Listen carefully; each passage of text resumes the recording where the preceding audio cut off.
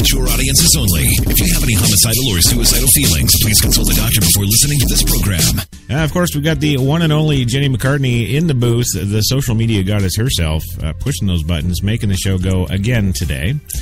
And, the co-hosts. I guess we'll go with the co-hosts. We got some of those, of course, coming to us live via satellite, as always, from his perch, I guess, high atop the Mill Bay Studios in beautiful Mill Bay, British Columbia, Canada, is the one and only Louis Lawless. Yes, high atop there.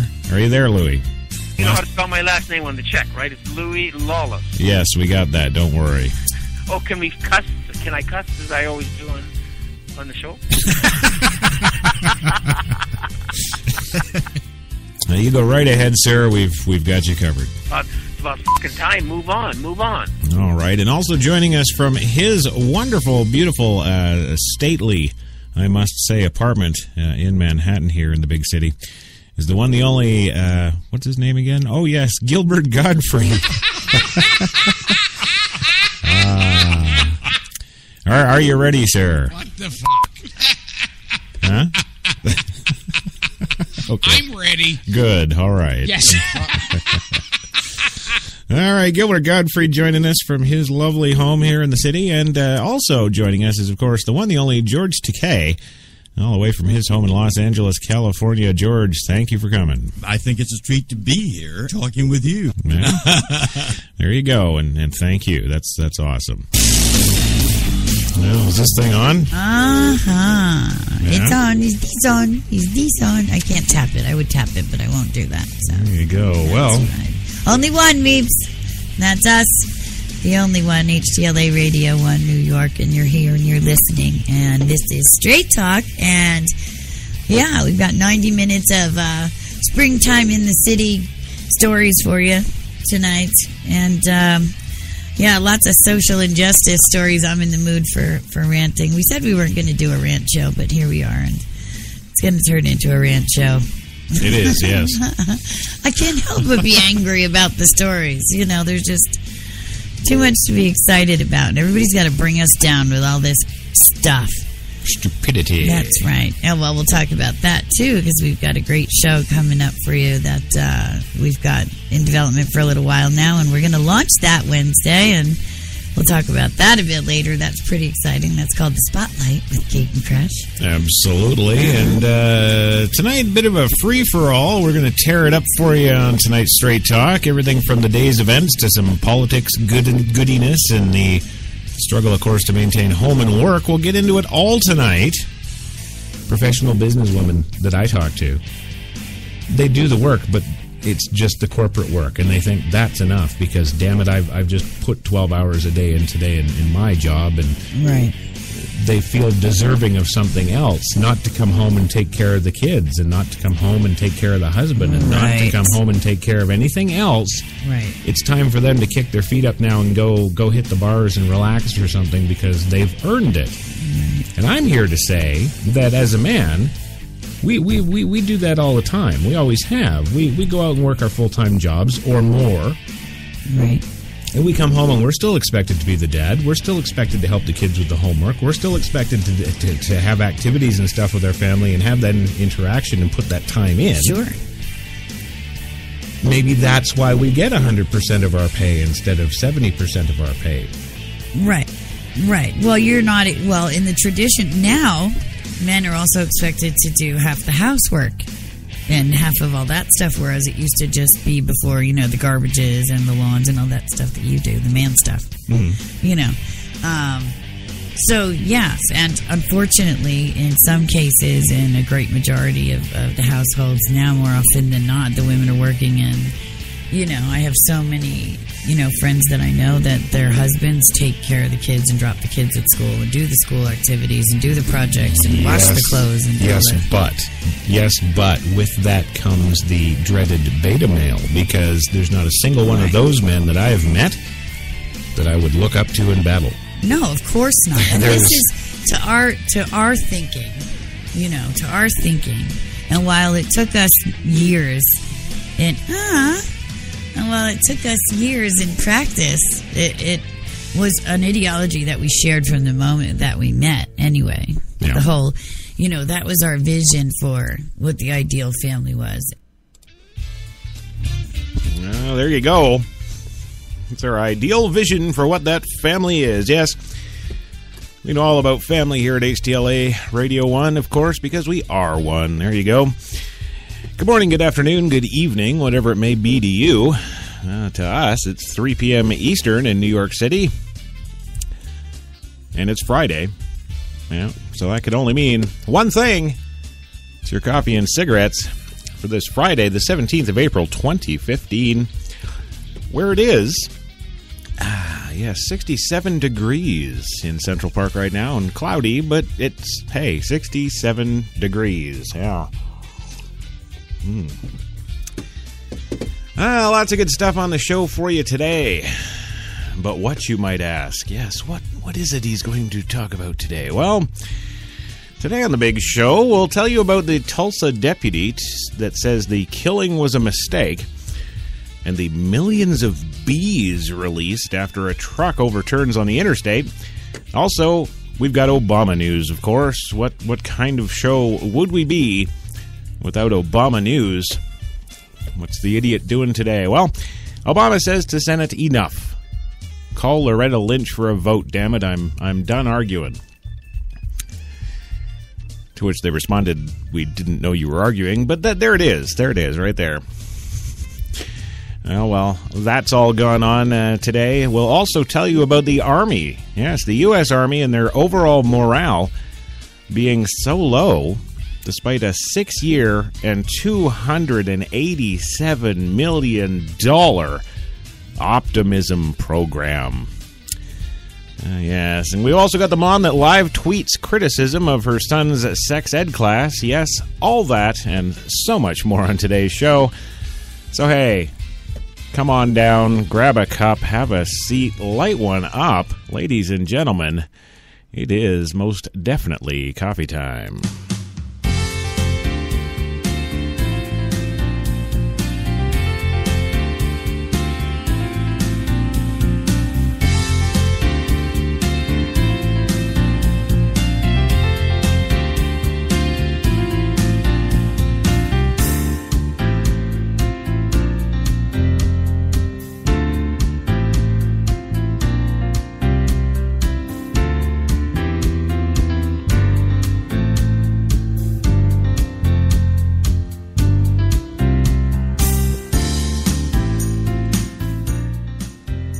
Good afternoon. There it is.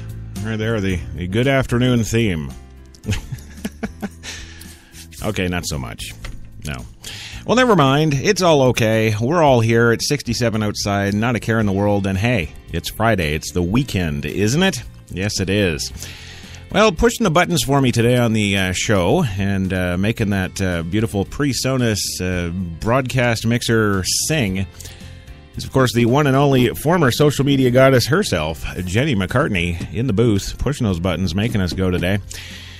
And as always on the show, we, of course, have guest/co-hosts. And, well, unfortunately, we still have Terminators.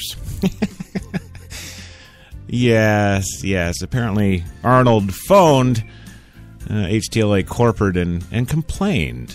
Oh, what are you doing? You can't take me off the show. I'm important. I'm special. I'm Mr. Olympia. There you go. That's what he said. So, yeah, he's here today, too.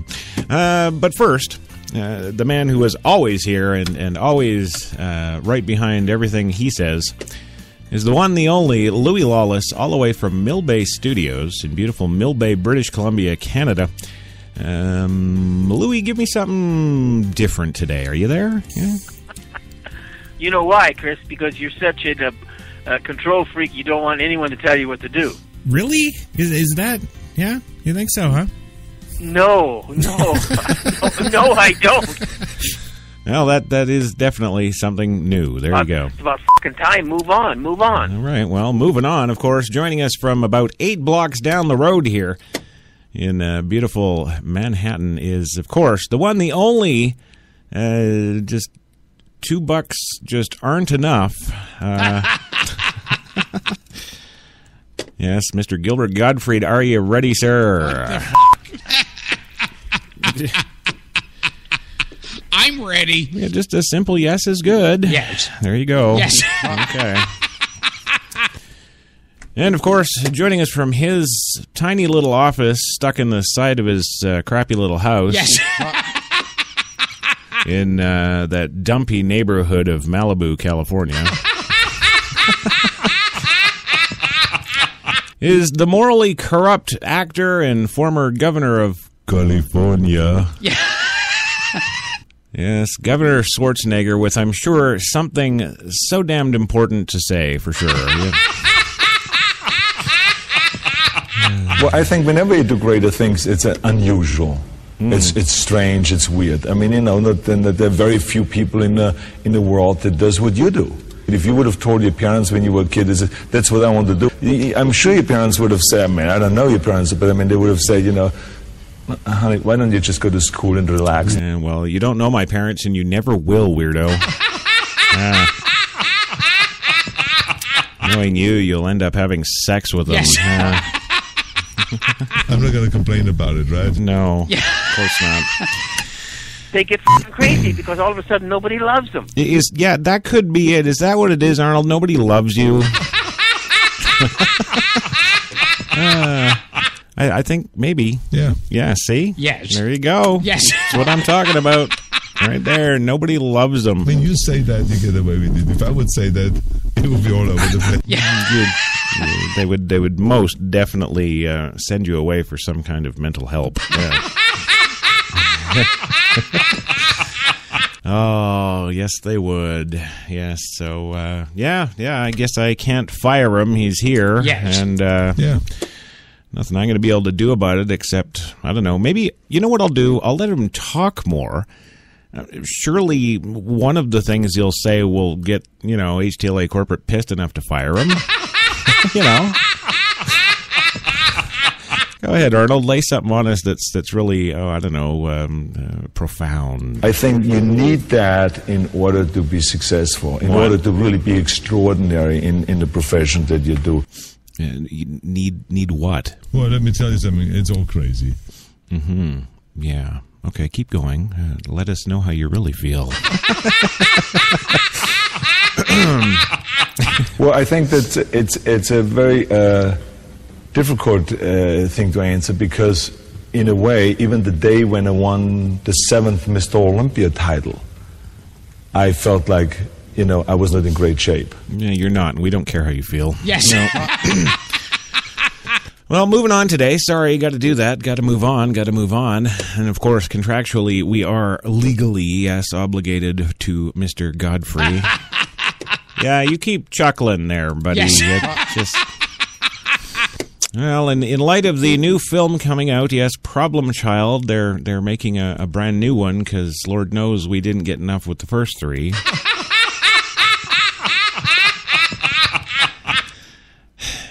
We have to give you Gilbert singing the theme from Problem Child, so take it away and make it quick. Yeah.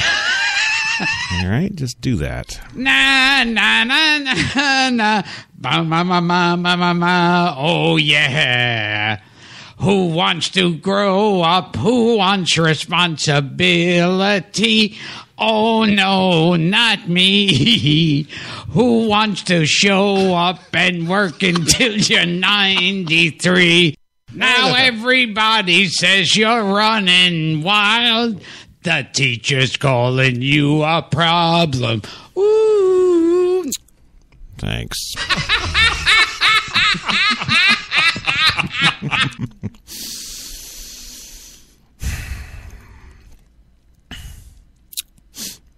I'm just... you'll have to excuse me. I'm just taking it all in. Yeah. Yes. Just... The great vocalists of the planet Earth. I'm reminded of the great Frank Sinatra and Luciano Pavarotti, of course, and well, now we can most certainly add Gilbert Gottfried. Yes.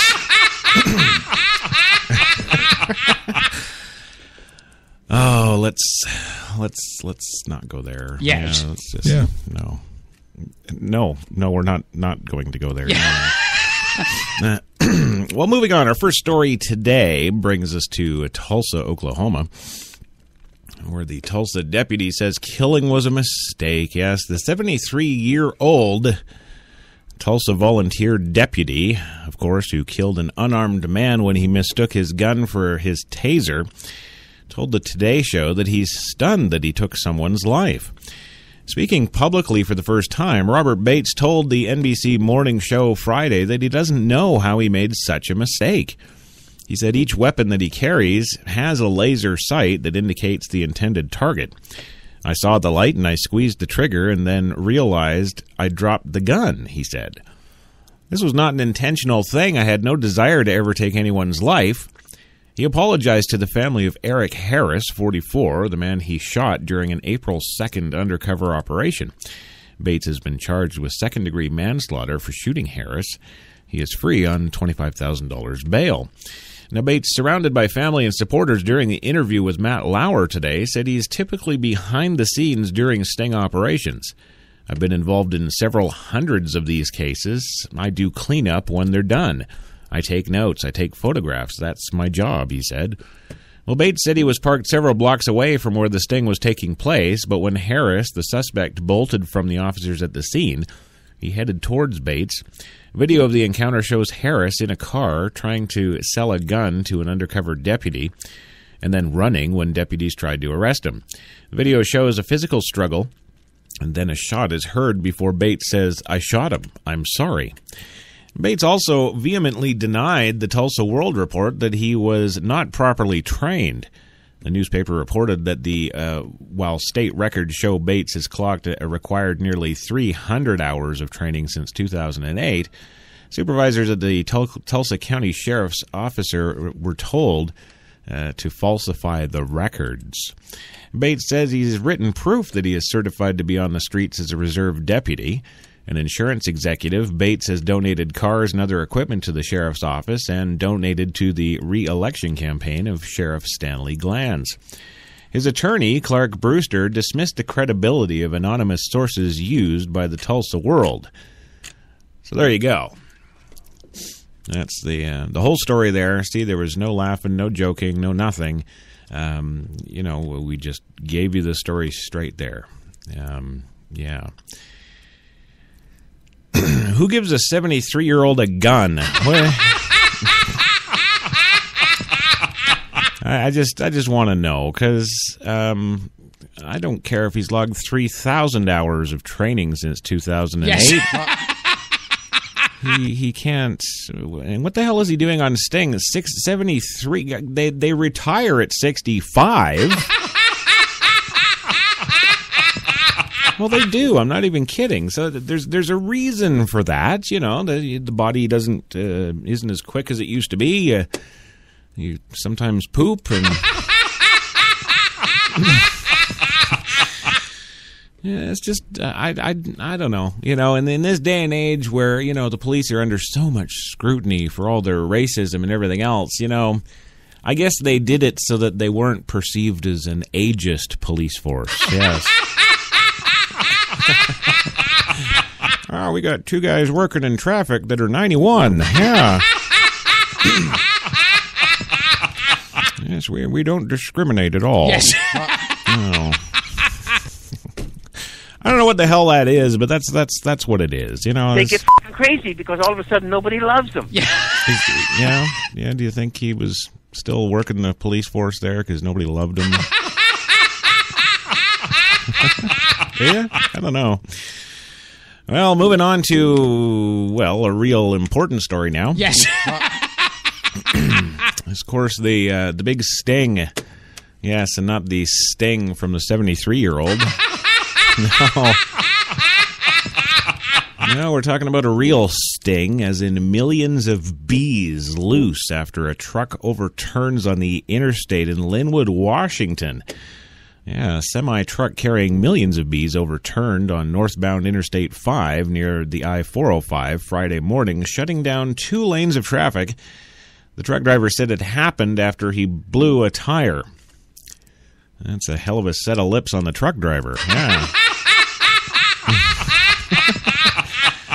He blew a tire while he was merging from I-405 to the I-5, but a Washington State Patrol spokesman said it appears the driver may have been going too fast. Well, if he's blowing on the first date, yeah. Well, the truck was carrying, oddly enough, 458 honeybee hives. WSP said about 26,000 to 30,000 bees were in each hive, meaning just under 14 million bees were in the truck.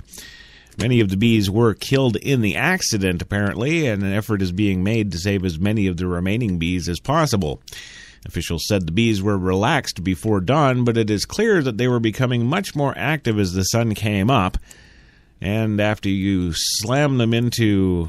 Oh, no, wait. The truck driver, sorry, thank you, I'm awake here. The truck driver, a 36-year-old from Idaho, was not hurt. The truck was headed for a blueberry farm in Linden. And, oh, yeah, there is no slamming anything. Okay, never mind. It just blew a tire and overturned. Yes. There you go. That's all it was. Nothing to get your panties in the old bunch for at all. No, absolutely not. Well, listen, we're going to go for that first 2-minute commercial break. And when we come back, we're going to tell you the latest Obama news because you know Obama is important. There you go. Yes. Well, okay, calm down. Jesus. Yes. God. All right, gang, we'll be back in 2. You've got it locked to New York's best talk, HTLA Radio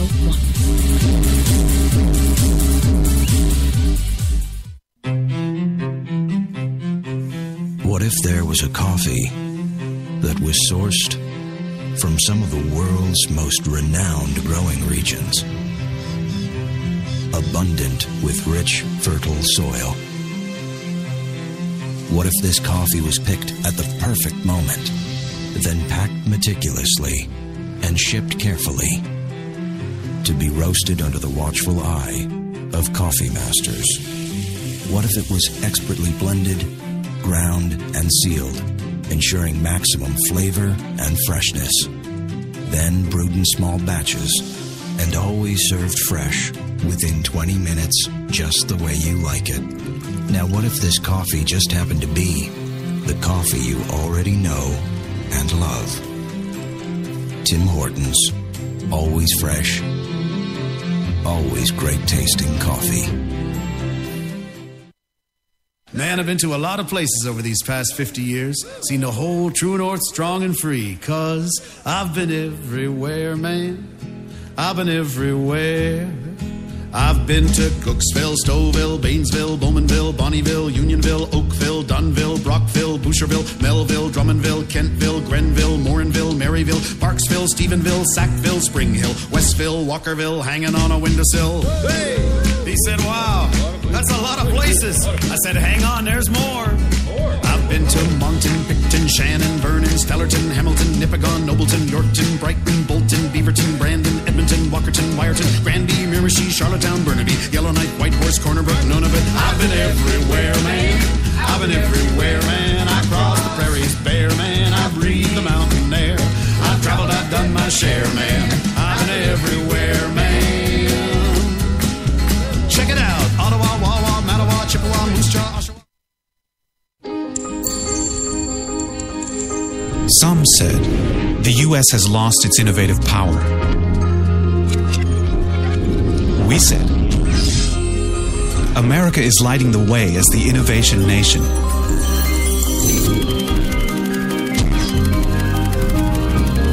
Singular insights, superior execution. That's the power of global connections. Bank of America, Merrill Lynch. Voted top global research firm 2011, 12, and 13. Automatic freshness, softness, and static control has never been easier with the Bounce Dryer Bar. I just stick it to the inside of my dryer, and I never have to remember. Oh, Spice Body Spray makes you smell like power! It's so powerful it sells itself in other people's commercials. You smell like outdoor freshness. You smell like power. Yeah, I do.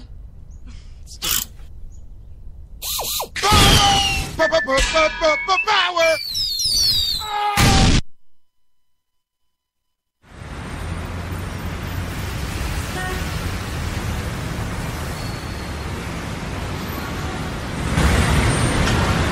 I've been so inspired by being in New York because everything from what people are wearing on the street to the way they're interacting with each other, to drive through the West Village at night and you see a couple kissing on the street, or you see someone fighting outside their apartment, or you see so much humanity on a daily basis that even if you're not inspired by your own life that day, you can be inspired by someone else's life. You got that long hair, slick back, white t-shirt, and I got that good girl face and a tight little skirt. And when we go crashing down, we come back every time, 'cause we never go out of style. We never go out of style. Take me out. There's only one place to get more Taylor.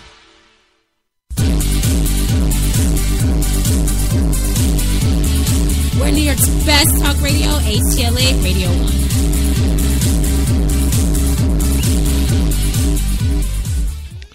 Yeah, there's only one place to get more mini skirts and stuff. Oh my God, I hate that Taylor Swift thing. What the? I like cruising around in the West Village and seeing people fight, and I get really inspired by that. Well, you know, Chickie, I'm pretty sure you could get inspired by a piece of cardboard on the ground. It's just stupid. You know, it's always easy to be smart in hindsight and to look back and say, that was a mistake. But it doesn't help you. I mean, I think the important thing really is to learn from those mistakes and then to move forward in a better way and in a smarter way. Because to me, you know, life is short and you want to pack in as much as you can while you live rather than just exist. And speaking of stupid...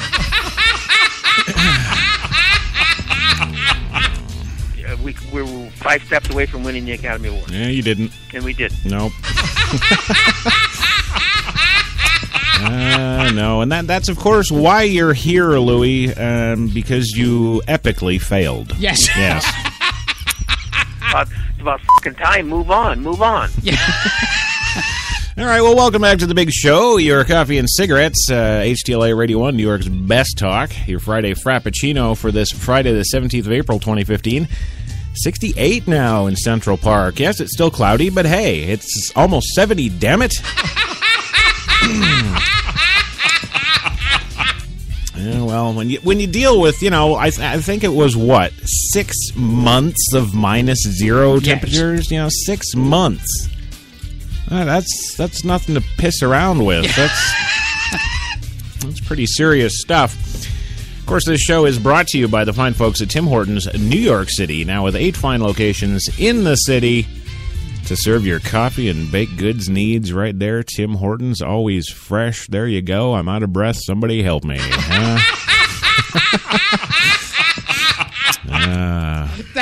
I'd like to have that as my slogan in life. All right, ladies and gentlemen. Gilbert, I'm almost out of breath. Gottfried. There you go.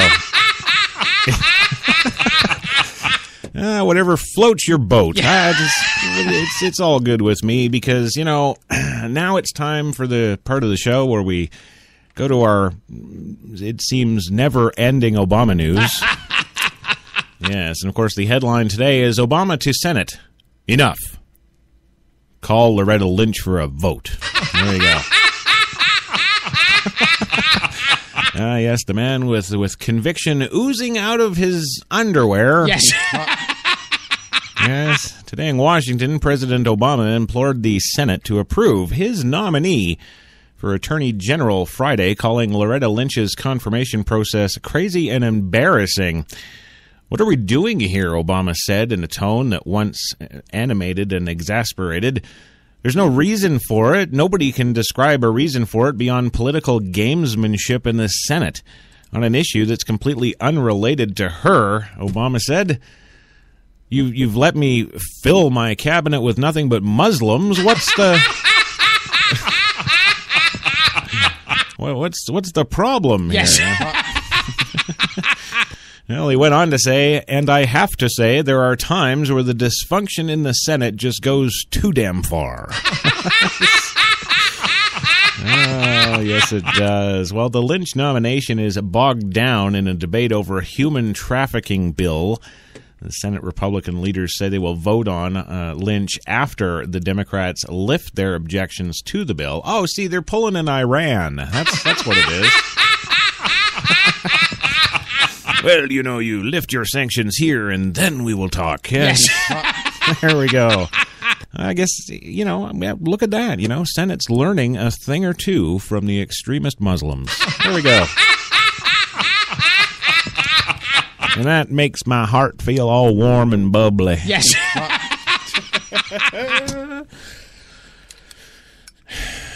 No, it doesn't. Fire them all. I'm serious. They're gone. Really? You guys are going to act like freaking kids and, like, pull an Iranian, you know, talk to the turban? Really? Well, we've got no place in our God-given America for you. Yes, well, the Lynch nomination is, of course, bogged down because Democrats are being babies. Yes, they want their objections lifted to the bill, which carries a long-standing amendment prohibiting the use of taxpayer funding for abortion. Oh, yes. Well, if there's any reason to hold up the nomination for Lynch there, it would be abortion, yes. I'm going to submit a bill before the House, damn it, retroactive on all of our government representatives. There we go. Well, Obama nominated Lynch, the U.S. Attorney for the Eastern District of New York, last November 8th to replace Attorney General Eric Holder. Yes, Democrats controlled the Senate until January. State Judiciary Committee Chairman Chuck Grassley, Republican of Iowa, says that the Democrats are responsible for at least part of the delay, focusing on getting judges confirmed last year instead of the Attorney General nominee. It was Lynch for judges, said Beth Levine, a Grassley spokeswoman. They chose judges, but Obama noted that the Lynch nomination has already been confirmed twice before by the Senate for U.S. Attorney in New York, and now has waited twice as long as the previous 7 Attorney General nominees combined. It's amazing how well his mind works when he wants it to. Yeah. Well, Obama recited a litany of Lynch's qualifications, saying that she had prosecuted terrorists and street gangs and had the support of civil rights and police groups and was a good manager. Quote, nobody suggests otherwise, he said. Obama's remarks came in a news conference with the Italian Prime Minister Matteo Renzi so we could get maximum embarrassment. Yes, welcome to the USA, where we give you maximum embarrassment. Yes. Well, here's kind of an interesting story now. Yeah, about the U.S. Army. Yeah, very strange. It is. It is. Apparently, the U.S. Army's morale is extremely low, despite a 6-year, $287 million optimism program. See, what I would have done is, you know, let's see, I'm going to do the math here. I would have given every single soldier $188,000 in cash. They would have been fine.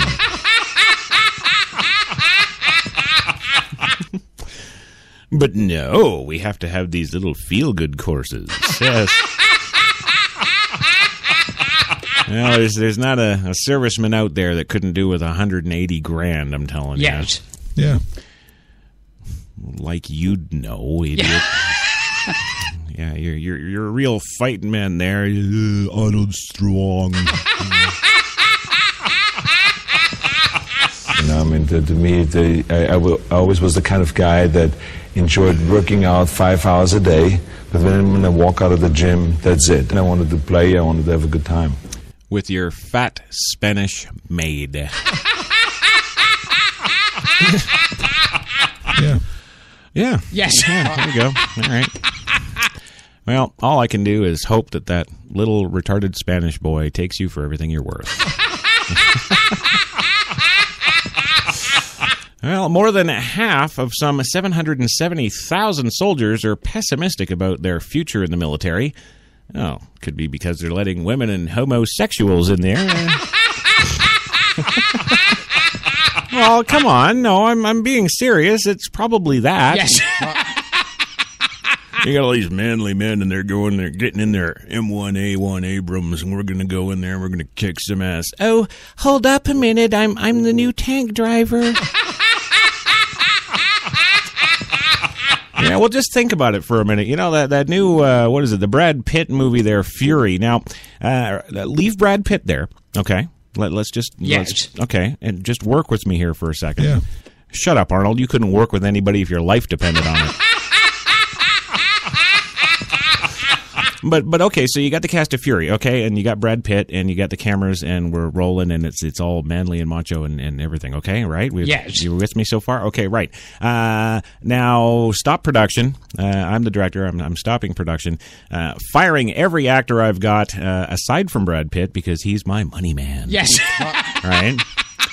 All right, fire everybody. I'm bringing in a whole bunch of gays and lesbians. We're going to make this bitch, yeah. Now, here's a question. Do you think that would be a blockbuster? Yeah. No? I don't think so. Anybody? Nobody? Nah, see, didn't think so. All right. Well, they're unhappy in their jobs despite a 6-year, $287 million campaign to make our troops more optimistic and resilient. Findings obtained by USA and the Today Show. 12 months of data through early 2015 showed that 403,564 soldiers, or 52%, scored badly in the area of optimism, agreeing with statements such as, quote, "I rarely count on good things happening to me." Yes. 48% have little satisfaction in or commitment to their jobs. Yeah. Oh, the Iraqis are over there. Oh, they're coming. Oh, that's nice. The Taliban's taking over the world. That's good.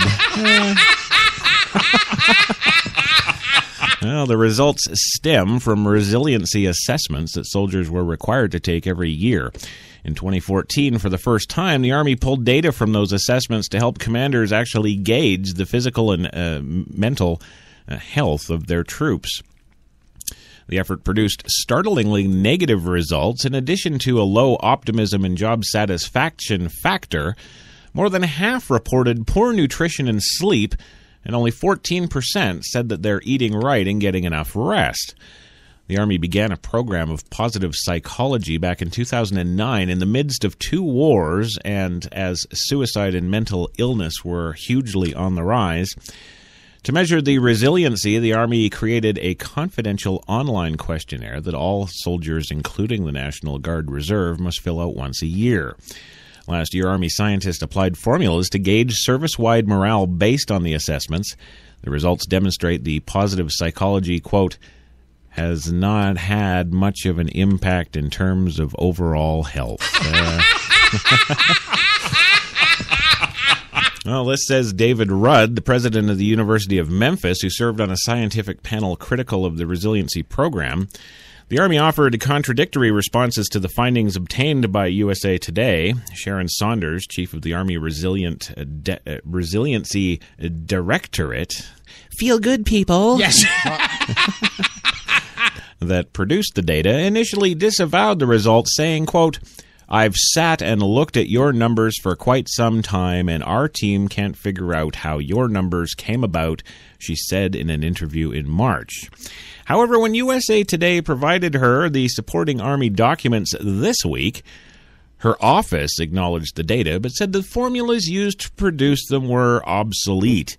We stand by our previous responses, it said in a statement. Subsequent to USA's Today's inquiry, the Army calculated new findings but lowered the threshold for score to be a positive result as a consequence. For example, only 9% of the 704,000 score poorly now in optimism. So, there you go, folks. When things don't look good, just change shit around. There you go. You can make anything look good after blowing almost $300 million. Yes. Well, the Army disputed the findings, pushing ahead with its positive psychology program that now costs more than $50 million a year. At least 2.5 million soldiers have taken a self-assessment test. This is a crucial part of the resiliency program. And 28,000 GIs have been instructed on how to teach other soldiers to be nice in the face of LGBT. Well, the Army funds this program because the Army values the lives of soldiers and wants to instill skills and competencies that will enhance their connections. That's why homosexuals in battle is the way to go. Yes. Develop those relationships and the ability to mitigate stresses like being shot at by looking at the transgender over here. Well, the internal data obtained by USA Today shows most soldiers today trending in the wrong direction. 2/3 were borderline or worse for an area called catastrophic thinking, where poor scores mean the soldier has trouble adapting to change or dwells on the worst possible things happen when being protected by other soldiers in skirts. And there's even more data. Other results include 48%, or about 370,000 soldiers, showed a lack of commitment to their jobs or would have chosen another if they had to do it over again, and preferably something where transgenders and gays are not at. I'm telling you, about 300,000 soldiers, or nearly 40%, didn't trust their immediate supervisor or fellow soldiers in their unit because they were wearing panties. However, 32% did, quote, feel good about bosses and peers. Yes. Yeah. Well, there you go. In one positive trend, more than 400,000 soldiers, or 53%, said that they were satisfied or extremely satisfied with their marriage, personal relationships, or family. And about 240,000 expressed sex with other members. Yes. Well, a recent survey by the Military Times and the Navy Retention Study also shows troops increasingly unhappy in all other branches of service that allow gays and lesbians. Well, Saunders defended the Army Resiliency Program, known officially as Comprehensive Soldier and Family Fitness, as an effort that has resonated with soldiers. Quote, when we talk to soldiers, soldiers tell us about the life or sex changes they've had. Yes. Wow. Okay. There's no life like it. Yes. I'm just gonna say that right there. There is no life like it. Yeah. Well, moving on, we've got another story that you're not going to want to miss, but we do have to go for our 2-minute commercial break here at this particular juncture. Thank you very much. Not gonna do it. Yes. It's the story of the mom who live tweets her criticism of her son's sexual ed class right in real time as it's going on, almost as if she was there. Yeah. Yes. Yes, we'll have that. We're back in 2. You've got it locked to New York's best talk, HTLA Radio 1.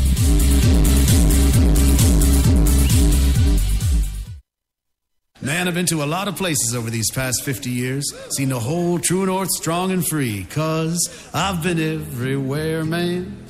I've been everywhere. I've been to Cooksville, Stouffville, Bainesville, Bowmanville, Bonnieville, Unionville, Oakville, Dunville, Brockville, Boucherville, Melville, Drummondville, Kentville, Grenville, Morinville, Maryville, Parksville, Stephenville, Sackville, Spring Hill, Westville, Walkerville, hanging on a windowsill. Hey! He said, wow, that's a lot of places. I said, hang on, there's more. Been to Moncton, Picton, Shannon, Vernon, Stellarton, Hamilton, Nipigon, Nobleton, Yorkton, Brighton, Bolton, Beaverton, Brandon, Edmonton, Walkerton, Wyerton, Granby, Miramichi, Charlottetown, Burnaby, Yellowknife, Whitehorse, Corner Brook, none of it. I've been everywhere, man. I've been everywhere, man. I crossed the prairies bare, man. I breathed the mountain air. I've traveled, I've done my share, man. I've been everywhere, man. Check it out. Ottawa, Wawa, Mattawa, Chippewa, Moose Jaw, Oshawa.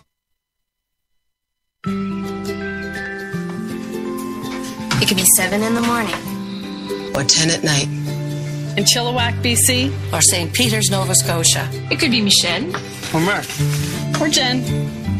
But whenever, wherever you order that cup of Tim Hortons Premium Blend Coffee. You know that it's always fresh.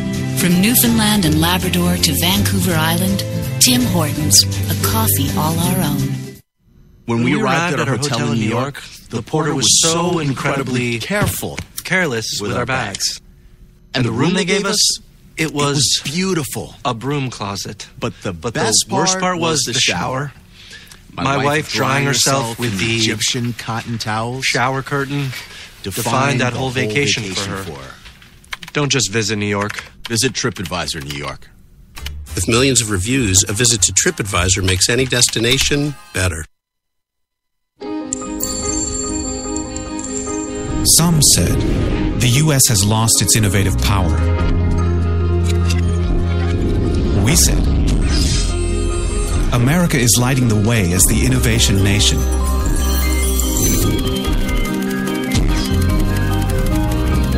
Singular insights, superior execution. That's the power of global connections. Bank of America Merrill Lynch. Voted top global research firm 2011, 12, and 13.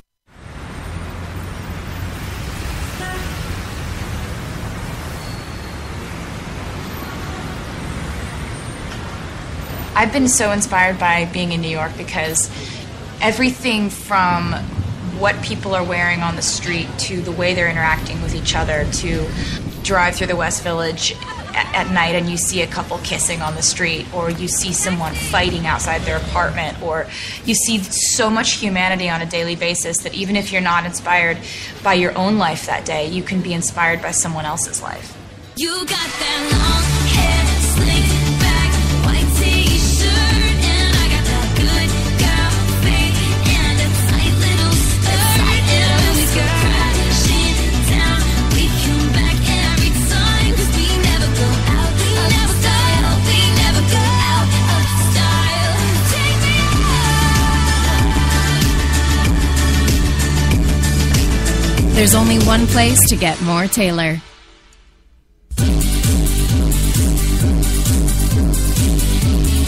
We're New York's best talk radio, HTLA Radio 1.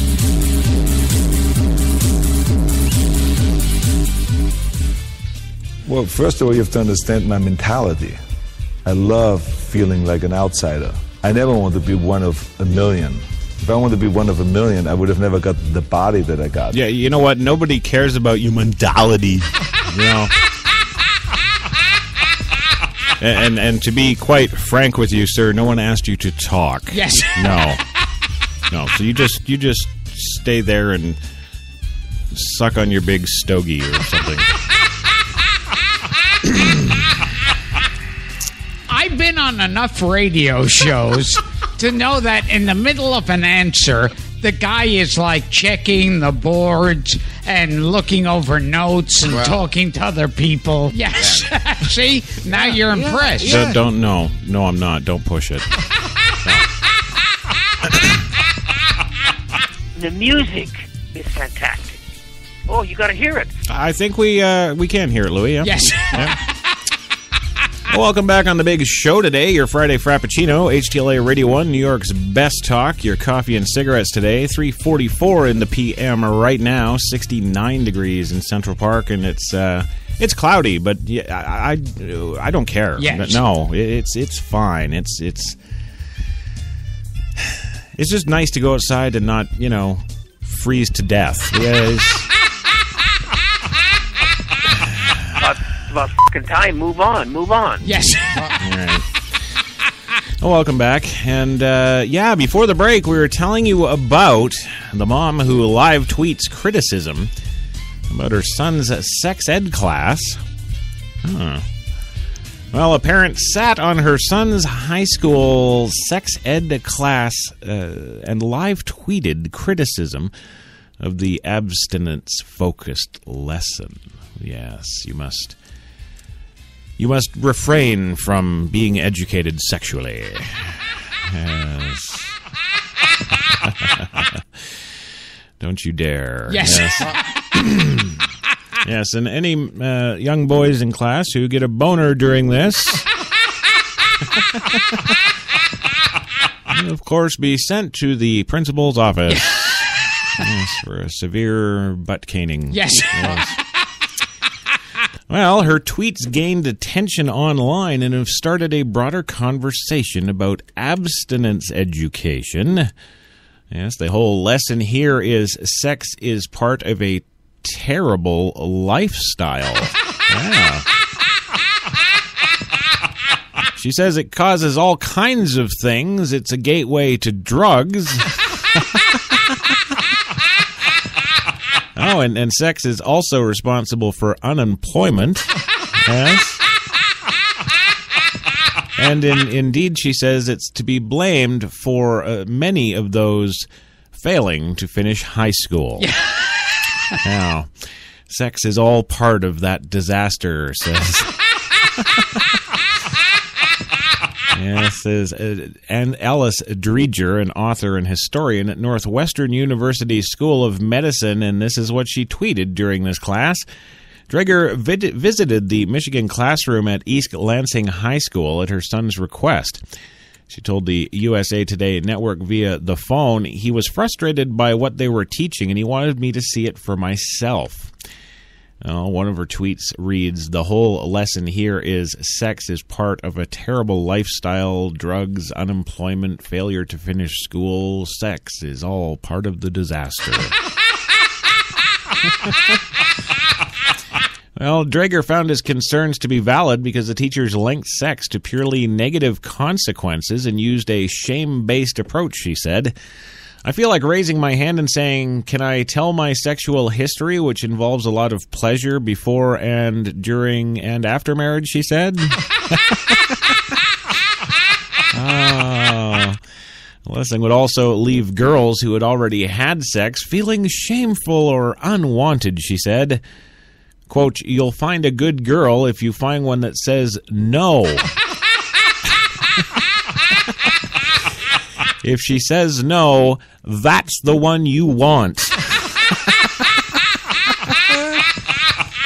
I absolutely believe in counseling people to wait until they are ready, of course, Dreger said, but that's a different thing entirely from the abstinence propaganda.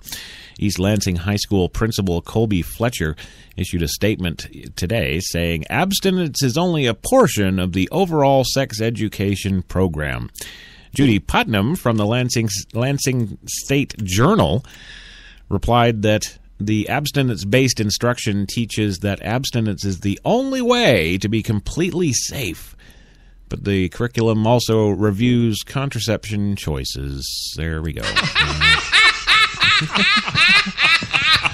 Well, this parent attended on a day where abstinence was being taught, he said in a statement. However, the particular class Dreger visited was taught by an outside group connected to an organization that counsels pregnant women to avoid abortion. The school hires sexually mature, aware, responsible teens, or SMART. Yes, of course, to teach sex education, according to Putnam's reporting, SMART is connected to the pregnancy services of Greater Lansing. The lesson did talk about contraception and specifically condoms, but focused on the incidents when they failed, instilling fear, Dreger said. She tweets, she's now telling a story of a condom box in which every single condom had a hole. Of course, what she left out was that it's these kind of groups that go into pharmacies and start poking. Yeah. Well, the most successful sexual education programs take a comprehensive approach and focus on healthy relationships in addition to the biology. Heather Boonstra, the director of the public policy at Guttemacher Institute, told us today via phone. The Guttemacher Institute researches reproductive health domestically and abroad, or a couple of broads. And if you're only talking about failures and how condoms don't work and how they cause promiscuity, that is certainly not the information that young people need in order to use these products when they become sexually active. And that's a real shame, Boonstra said. Well, Drieger's visit ended with some profanity being said to the teachers, which left them banned from the school, except for certain events. Fletcher called Drieger's actions disappointing in a statement to Putnam. Quote, I support the expression of and plurality of viewpoints. However, I am very concerned about this other lack of civility I see conveyed in tweets to the behavior, and the tweeter admits to exhibiting in the classroom. This is not representative of the conduct we expect to see adults model for our students. And, you know, I've got some firsthand information about this, too, because every time I deal with the school with any of my kids, when it has to do with anything, it's always frustrating. But when they sit there and treat you like you're a 3-year-old, you know, good old Crash Man here, he lets the expletives fly. And, you know, I let them fly, and then that's it. That's the end of the conversation with them. All they do is ridicule you and belittle you about, oh, you can't even, you know, refrain from profanity, so obviously you're not important. Power tends to corrupt. Absolute power corrupts absolutely. Yeah, but Louis, it's the frickin' school.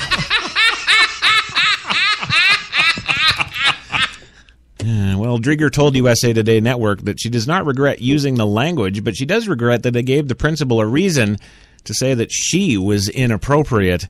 The principal said, I shouldn't say the F word in front of children. Well, my question would be, why is the principal a child? Yes, that's part of the problem. Those aren't children. They're 14 to 19 years old. Grow up. Well, there you go. Well, now we're going to get on to another story here that hammers us home right here in New York City. Just kind of takes that fist and just shoves it right up your yang-yang. Not even any baby oil. Yes. Well, health problems are now common among 9/11 medical crews. Emergency medical service workers who went to Ground Zero after the World Trade Center attacks in 2001 have suffered from an unusually high number of health problems, a new study shows. Previous research has documented the health problems suffered by firefighters who worked at Ground Zero, but the new study is the first to examine the health consequences of the toxic dust and emotional stress on workers such as paramedics and medical emergency technicians.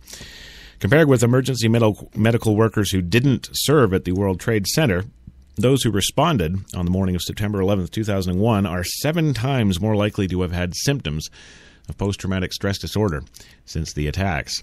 They are nearly 4 times as likely to have had acid reflux, almost 4 times as likely to have had inflammation in the nasal and sinus cavities, more than twice as likely to have had breathing disorders such as asthma or chronic bronchitis, and twice as likely to have suffered depression, according to the study led by the Fire Department of the City of New York's Bureau of Health Services. The most common problem was symptoms of depression, suffered by nearly 20% of the 2,281 medical services workers included in the study, which was published online Wednesday in the Occupational Safety and Medicine. The rate of PTSD symptoms was 10%. The rate of symptoms to be harmful alcohol use was up 3% over previous studies. It's easy to see why ambulance crews working at Ground Zero would suffer depression given the carnage they witnessed, says Michael Crane, director of the World Trade Center Health Program Clinical Center at Mount Sinai Hospital in New York. This was an attack on the United States of America that is still impacting people 13 and 14 years later, says Crane, who was not involved in the new study. The mental health impact was extraordinary and remains extraordinary thanks to transsexuals and gays. Well, about 12% of the emergency medical workers still suffer from acid reflux or breathing problems, such as asthma or chronic bronchitis, according to the study. That's also not surprising, Crane says, because many workers breathed in or swallowed toxic dust and smoke from the burning gasoline. Those substances can easily irritate the throat, lungs, and digestive tract on a more permanent basis. Large numbers of toxins and carcinogens were found in that dust, Crane says. We'll never know the total amount that people were exposed because nobody stood there with a meter. But we know that the dust that settled to the earth was highly toxic. Previous studies have found even higher rates of medical problems among firefighters that were exposed to more dust and more toxins while digging through the rubble. The study says about 34% of the firefighters developed nasal or sinus inflammations, 29% developed reflux, and 25% developed breathing problems. And overall 10.3% developed symptoms of harmful alcohol use. Or 10.3% were Irish firefighters. Mm-hmm. And here's a story that you know, I'm not going to say I know firsthand. Yes. No, I don't. But what do? You know, you're a guy, right? And well, you're a guy, right, Gilbert? Yes. Yeah. Okay. Right. You're a guy, and just making sure. You can never be too sure, you know, with that army thing going along. Yeah. So you're going along, and you get asked to babysit a kid. All right, so you babysit a kid, right? Yes. All right, so there you are in your sprawling, spacious, beautiful, luxurious apartment in Manhattan there. Yes. And they left the kid with you because they know you're good with kids because of that whole problem child debacle. But what would you do, Gilbert? Yes. What would you do if you found out during the time that you're babysitting the kid, you see the Amber Alert come on TV, and the kid that's missing is the kid that you're actually watching? Same thing. Right. Well, that's what happened today. Another strange kidnapping story is in the news, but the good part is that the 2-year-old at the center of it is safe and sound. Beyond that, well, things get freaking weird. A man babysitting the boy called 911 to report his whereabouts after seeing an Amber Alert.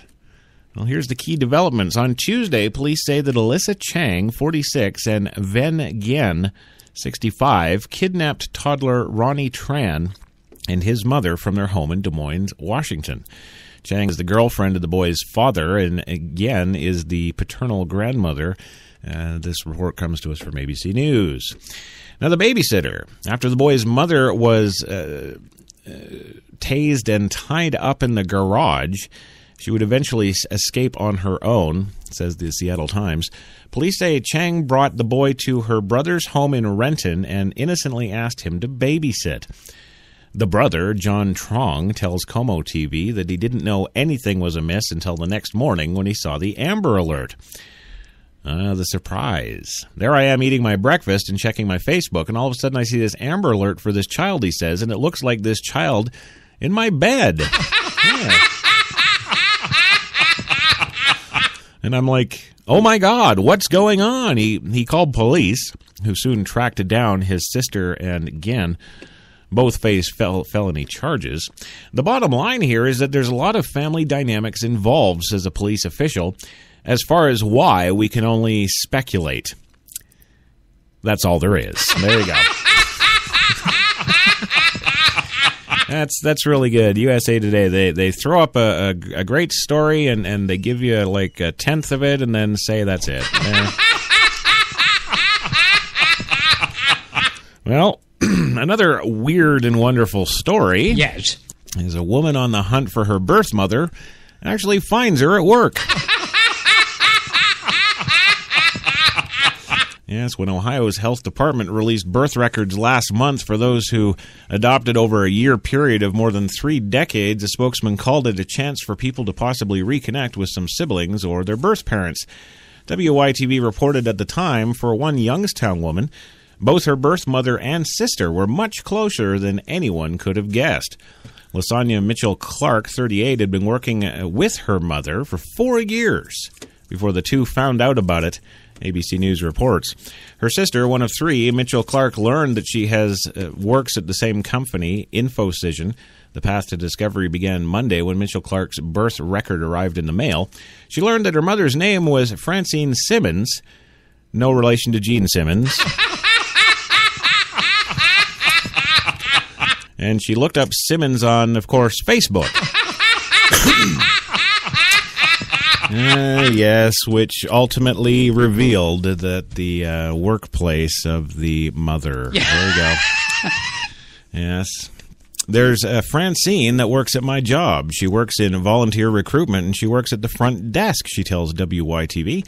It was the same Francine, and the two shared a tearful phone call afterward.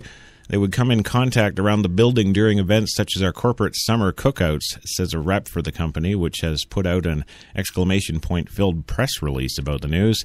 Simmons had always wanted to meet her daughter, whom she gave up at age 15. Had her, got to hold her, didn't get to name her, but I named her myself in the heart all these years, Simmons says. And incredibly, the two women live only 6 minutes apart. Yes. It kind of reminds me of those contractions.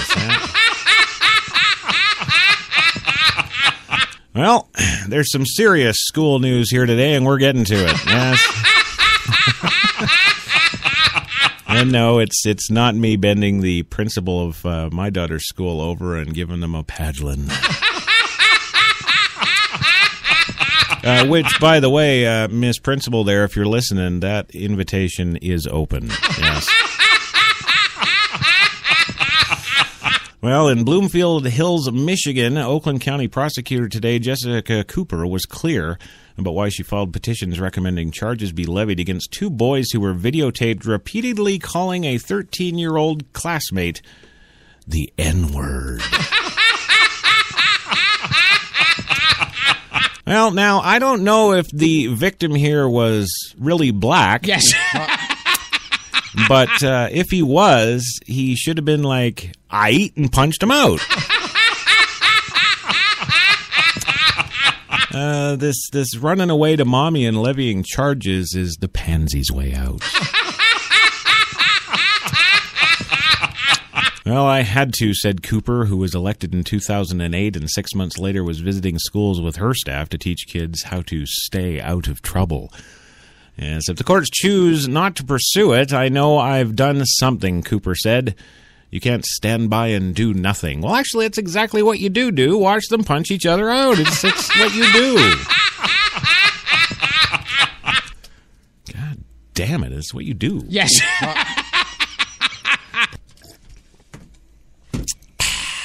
Sorry, this coffee suck break was brought to you by...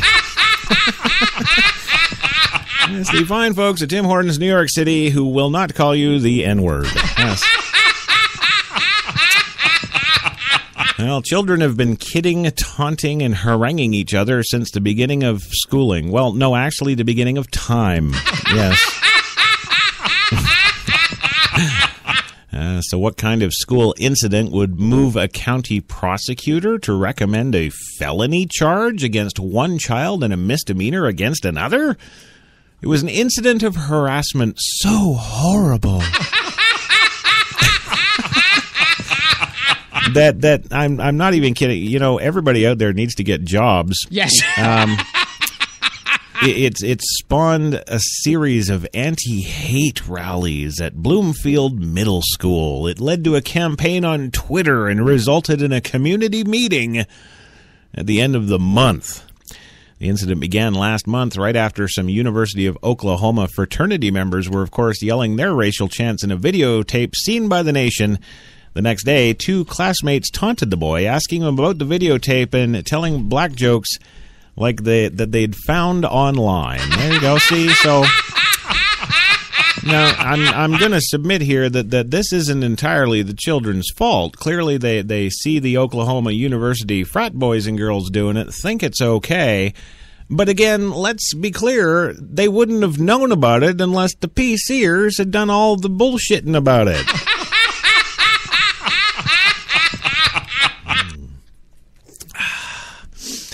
Yes, another fine sip brought to you by Tim Hortons, New York City. I didn't really know how to deal with it, Phoenix Williams told WDIV TV channel.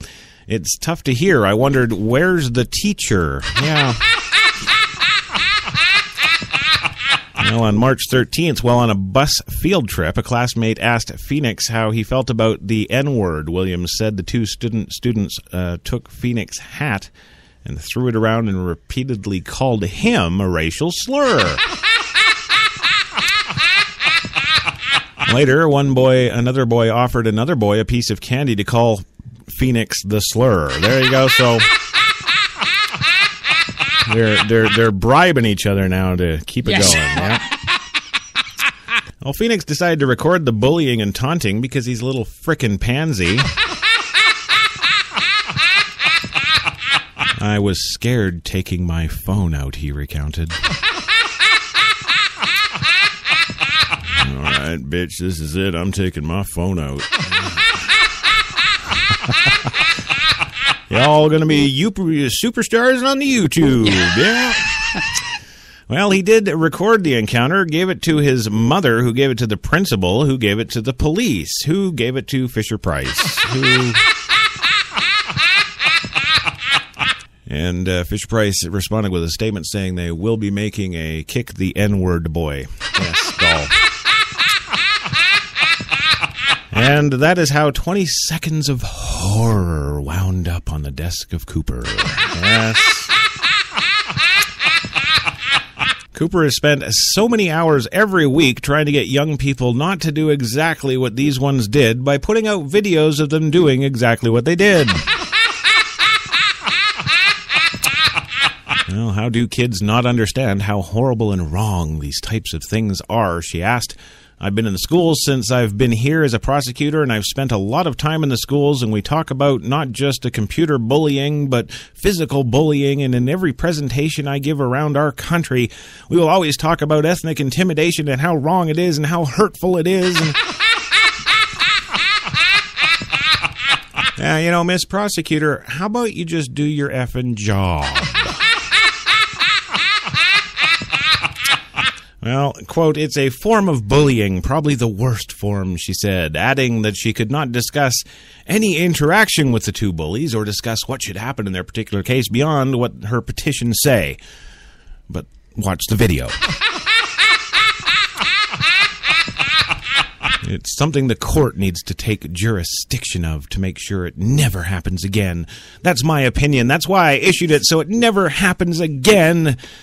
Oh, it's good to know you're indicting on your opinion, you frickin' moron.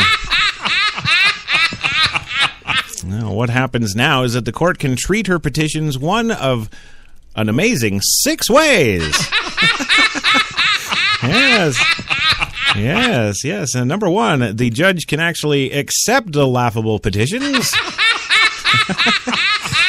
Yes, a judge, of course, can deny the petitions. A judge can request a formal inquiry into what happens if he's a tard and can't watch a video. A judge can also divert the matter to juvenile diversion division. A judge can move the matter to a consent calendar, meaning that the boys must agree to certain things. Quote, explain what happened and that you're not going to do this and get counseling or whatever. But if they do it, then nobody will know you've been there. Well, and finally, a judge can authorize the petitions, meaning the boys will be charged and could become public defendants. The family court has a wide discretion in terms of what they do, Cooper said. All I can do is write the petition for what happened in my county, and that family court will make a determination of what they're doing with that petition. At this point, one of the cases related to the boys who bullied Phoenix is in Oakland County Family Court, another in Wayne County Family Court. It's just a recommendation, Cooper said, but I think the very nature of this required me to act. Yes. Can we guarantee it won't happen again? No! Where did they get this? Where does it come from? Oh, she says the words can't even come out of my mouth. How can they come out of someone else's mouth? This young man was so articulate, so gracious, such an upstanding young N-word. How can you look in someone's eyes and do something like that? It makes me sick to my stomach. And yes, ladies and gentlemen, that there is a criminal prosecutor. Yes. Can't handle the N-word. Well, finally today, we've got some. Yes, sorry, that was me just feeling up Jenny inappropriately. She works shirtless. What do you want me to do? Well, finally today, again, another situation where I really sincerely think this should have been the number one story today. Yes. The ballot measure will ask Arizona voters to legalize pot. Yes, they will. In Phoenix, supporters plan to file a 2016 ballot initiative Friday to ask Arizona voters to legalize marijuana for recreational use and establish a network of licensed cannabis shops where the sales of the drug would be taxed, in part to finance education. And we're not pussyfooting around this time. No mention of this stupid excuse, medicinal marijuana. Yeah. Well, under the proposed Regulation and Taxation of Marijuana Act, adults 21 and older could possess up to 1 ounce of marijuana and grow up to 6 plants in their homes without obtaining licenses, as long as the plants were in a secure area that the little kids calling the other kid an N-word couldn't get to. Now, the initiative would also create a distribution system similar to Colorado's, where licensed businesses produce and sell marijuana and establish a 15% tax on retail sales to be allocated to education. God knows we need it. Well, in the interest of public health and safety, to protect and maintain individual rights of the people's freedom, and, of course, to better focus... Well, what? No. Yes. Better focus state and local law enforcement resources on crimes involving violence and personal property. The people of the state of Arizona find and declare that the use of marijuana should be legal for persons who are at least 21 years of age, according to the initiative. Arizona supporters, backed by the District of Columbia-based Marijuana Policy Project, for years have planned to expand the state's medical marijuana program, which voters approved back in 2010. They're looking at the 2016 election cycle, when a presidential race is expected to draw the polls young voters who may be more likely to support marijuana legalization. The people are coming to realize that marijuana is not as harmful as they've been led to believe, and it makes little sense to punish adults who choose to use it responsibly, says Mason Tvert, a spokesman for the Marijuana Policy Project. Right now, there are millions upon millions of dollars in marijuana sales that are taking place in Arizona in the underground market, and this is an opportunity to start controlling those sales and taxing them and raising revenue that will benefit communities in Arizona, he said. Marijuana remains illegal under the Federal Controlled Substances Act, but in 2013, the Department of Justice said that it would not interfere with the laws regulating recreational use of marijuana. Only in Alaska, Colorado, Oregon, Washington, and the District of Columbia is it now legal to buy and sell amounts of pot for recreational use. The initiative almost certainly will face stiff opposition from law enforcement officials, faith-based organizations, and education groups that could highlight the harmful effects of marijuana on children and society. Those opponents have noted that the state's medical marijuana program only narrowly passed and pointed to problems in Colorado that they've encountered with its recreational marijuana program. Some Colorado officials, hospital officials, have said that they're treating an increased number of people who got sick from eating marijuana-laced foods. Well, law enforcement officials in neighboring states have complained that motorists coming from Colorado are doped.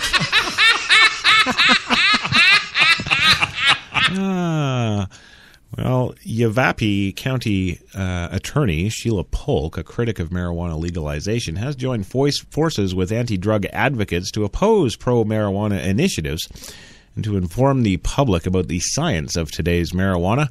Polk, based in Prescott, Arizona, has pointed out studies that suggest marijuana can lead to lower intelligence. Well, then she must have smoked a couple of bags.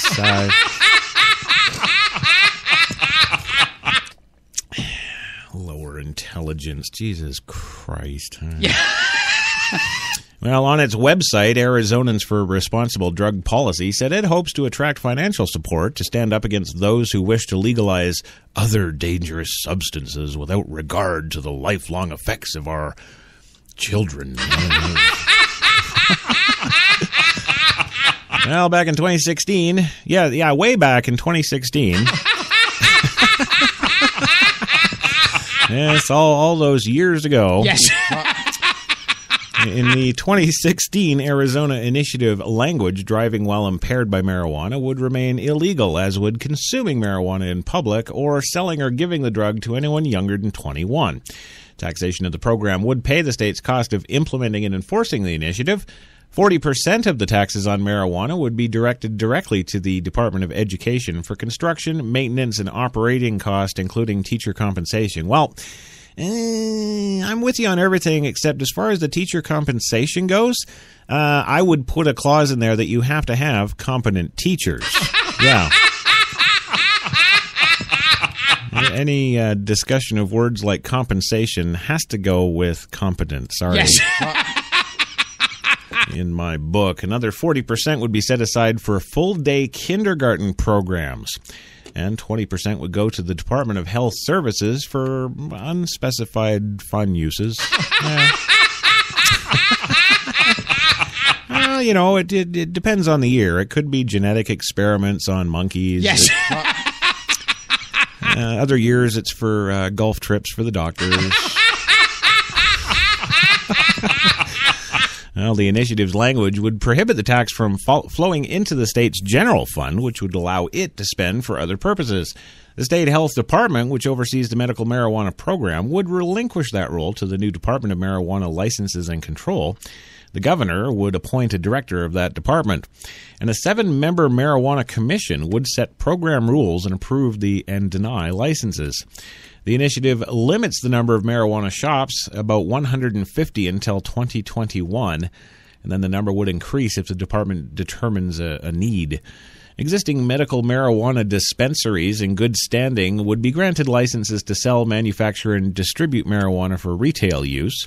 Initiative supporters must collect 150,000 votes to qualify for the 2016 ballot. Legalization efforts were in jeopardy of splintering weeks ago when a group broke ranks with Marijuana Policy Project's proposal and created a competing legalization effort.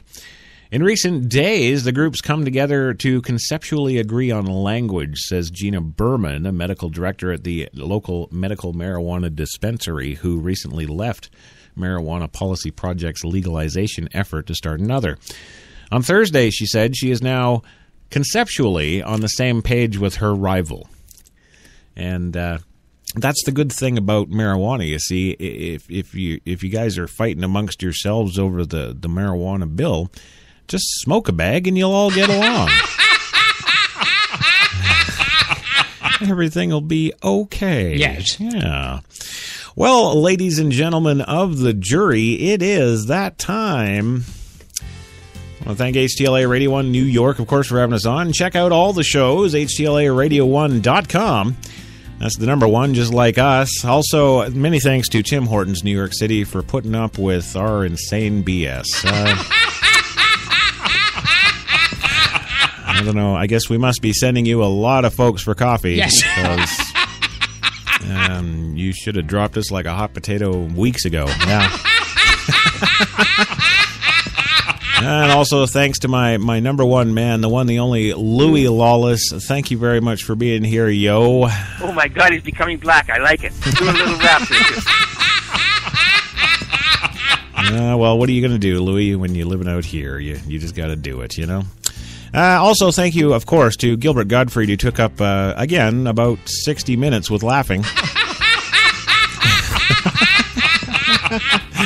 It's great to have you here, as always. Thank you for listening and support the show for the love of God. And of course, I would be remiss in my duties if I didn't say bye-bye to the musclehead. Arnold Schwarzenegger, you never, it never gets old to kick on you. Yes. Thanks for being here again today. Absolutely. Thank you very much, and I'll be back. Not if I've got anything to say about it. No. Well, the rest of you, have a great Friday, have a great Friday night, and indeed a great weekend. We'll see you here Monday for the Monday Mocha. We're out.